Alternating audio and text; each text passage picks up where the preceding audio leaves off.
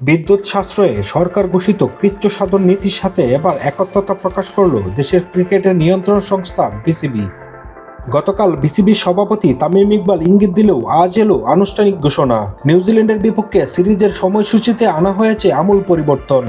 Because electricity নিয়ে যখন এই সরকার সবাইকে এনকারেজ করছে যে এটা করতে, so we thought as cricket board and as cricketers and everyone যে we should also play our part.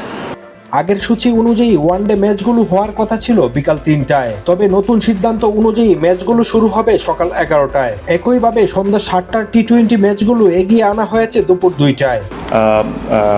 One day ম্যাচটা হয়তো বা 11টা বা 11:30 থেকে শুরু হতে পারে। টি-20 ম্যাচ হয়তো বা 2টা বা 2:30 থেকে হতে পারে।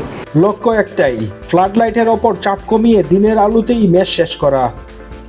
আগামী 13ই এপ্রিল বাংলাদেশে পা রাখবে কিউইরা। 17ই এপ্রিল মিরপুরের হোম অফ ক্রিকেটে শুরু হবে ওয়ানডে সিরিজের প্রথম লড়াই। 20 এপ্রিল একই ভেন্যুতে দ্বিতীয় ম্যাচ খেলে দুই দল উড়াল দেবে বন্দরনগরী চট্টগ্রামে। 23 এপ্রিল চট্টগ্রামের বীরশ্রেষ্ঠ মতিউর রহমান স্টেডিয়ামে হবে শেষ ওয়ানডে। এরপর 20 ওভারের ক্রিকেটে 27 ও 29 এপ্রিল একই মাঠেই মুখোমুখি হবে দুদল। সিরিজের শেষ টি-20 খেলতে 2 মে আবারও ঢাকায় ফিরবে বাংলাদেশ নিউজিল্যান্ড। কিউইদের পাশাপাশি সূচি বদলেছে লঙ্কান নারী দলের বিপক্ষে সিরিজেরও। চলতি মাসে হতে যাওয়া নারীদের টি-20 ম্যাচগুলো সন্ধ্যা 6টার পরিবর্তে এখন থেকে দুপুরেই শুরু হওয়ার সিদ্ধান্ত নিয়েছে বোর্ড। বিসিবির প্রত্যাশা ওয়ানডে ম্যাচগুলো সন্ধ্যা 6টার মধ্যে এবং টি-20 ম্যাচগুলো বিকাল 5:10 মধ্যে শেষ করা সম্ভব হবে। এর ফলে ফ্লাড লাইটের পেছনে বিপুল পরিমাণ বিদ্যুৎ সাশ্রয় হবে, যা বর্তমান সংকটে বড় ভূমিকা রাখবে।